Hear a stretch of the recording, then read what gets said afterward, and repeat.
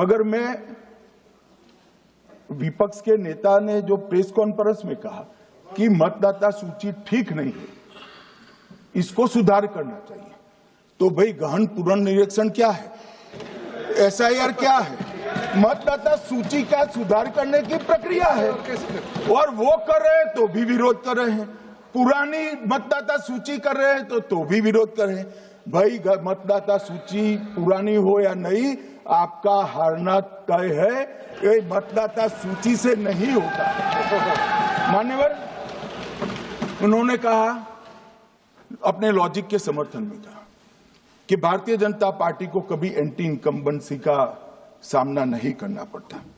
मान्यवर, anti incumbency इनके खिलाफ होती है जो जनहित के विरुद्ध काम करे। ये बात सही है कि भाजपा को एंटी इनकम्बेंसी का फायदा विरोध बहुत कम करना पड़ता है। हमारी सरकारें बार बार चुनकर आती हैं, चाहे राज्य में है या केंद्र में, परंतु ऐसा नहीं है कि हम 2014 के बाद एक भी चुनाव नहीं हारे।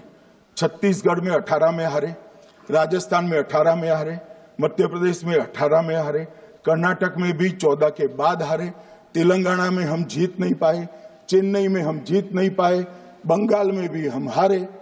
भाई तो तब तो ये मतदाता सूची बहुत अच्छी होती है, तब से नए कपड़े पहनकर आप शपथ ले लेते हो।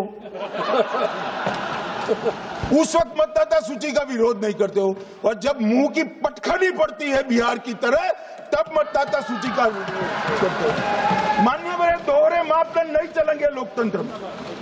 जब आप जीतते हो तब चुनाव आयोग महान है, जब आप हारते हो तो चुनाव आयोग निकम्मा है, बीजेपी का कहने पर चलता है।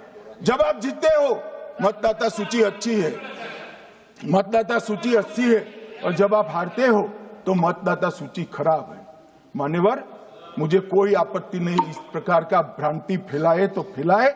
मेरा दायित्व है कि इस देश की जनता को एक ड्यूअल स्टैंडर्ड की जानकारी देना, जो मैं आज इस सदन में खड़े होकर दे रहा हूं। मान्यवर।